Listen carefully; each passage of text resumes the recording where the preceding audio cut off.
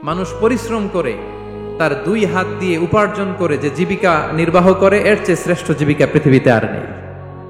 আল্লাহু আকবার। আপনারা যারা কষ্ট করে ঘাম ঝরিয়ে উপার্জন করেন, এই পৃথিবীতে এর চেয়ে শ্রেষ্ঠ উপার্জন আর হতে পারে? পরিশ্রম করে ঘাম ঝরিয়ে আপনি যে রিজিক এর বন্দোবস্ত আপনার হয়, এই খাবারের চেয়ে শ্রেষ্ঠ খাবার পৃথিবীতে হতে পারে?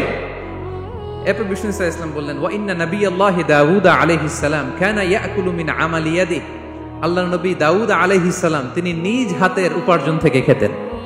সুবহানাল্লাহি বিহামদিহি। তিনি আর্মর বানাতেন, যুদ্ধাস্ত্র। তিনি বর্ম বানাতেন, নিজ হাতে বর্ম বানিয়ে যুদ্ধাস্ত্র বানিয়ে বিক্রি করে সেটা দিয়ে জীবিকা নির্বাহ করতেন। আল্লাহু আকবার। তাহলে পরিশ্রমের কোনো বিকল্প নেই। শ্রমের মাধ্যমে যে উপার্জন, এটা শ্রেষ্ঠ উপার্জন। তাই শ্রমজীবী যারা আছেন, মনক্ষুণ্ণ হবেন না, মন ছোট করবেন না। You are the super hero,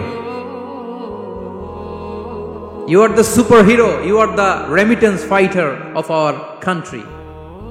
এজন্য রাস্তা দিয়ে যখন হাঁটবেন, বুক ফুলিয়ে হাঁটবেন, আর বস্তা ভরে টাকা নিয়ে দেশে ফিরবেন। ঠিক কিনা বলেন?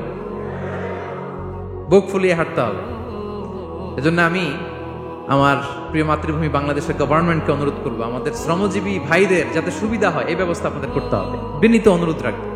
শ্রম মন্ত্রণালয়ে যারা দায়িত্বে আছেন, স্পেশালি তাদেরকে রিকোয়েস্ট করবো, আমাদের শ্রমজীবী ভাইদের যেন কোনো কষ্ট না হয়, কারণ তাদের পাঠানো রেমিটেন্সে সচল থাকে আমার দেশের অর্থনীতির চাকা। তারা ভালো থাকলে ভালো থাকবে বাংলাদেশ। Very simple. ঠিক কিনা বলেন?